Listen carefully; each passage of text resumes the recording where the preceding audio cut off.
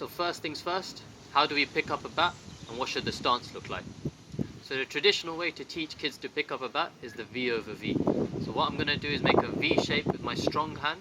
For me, I'm right-handed, making a V shape with my thumb and my index finger. And then I get my other hand, make a V shape, and now I've got my V over V. So I've got my bat here, put it on the floor, make that V over V, and we go to pick up the bat.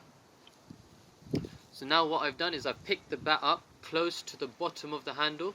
Now you might see some professional cricketers in T20 holding it high up. That's because it's going to give them more power.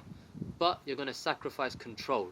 So that's why we want to teach our kids to hold the bat lower down, just a couple of centimeter gap from the bottom, and maybe a small gap between hands. So now what you see a lot of kids doing when they're just starting out is that top hand might come around. So what that's going to do is it's really going to restrict the amount of movement you've got with your hands, and it's going to restrict the way you play your shots.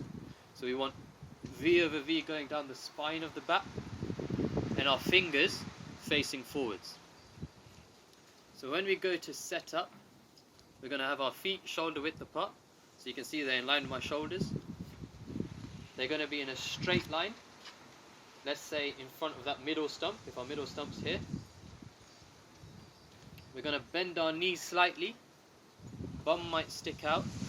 And my head is over my toes. Yeah? So you should be really balanced. There might be a few taps down, but just before you play that shot, that bat should be straight back behind you in a straight line.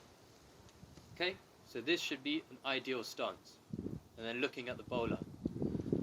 Now there might be some variations in that. You'll see Steve Smith has quite an interesting technique. Chanderpaul in the past, he's had an interesting technique. All players, whether they're starting out or professionals, they might have some variations on everything I've told you. What I've shown you is a traditional technique.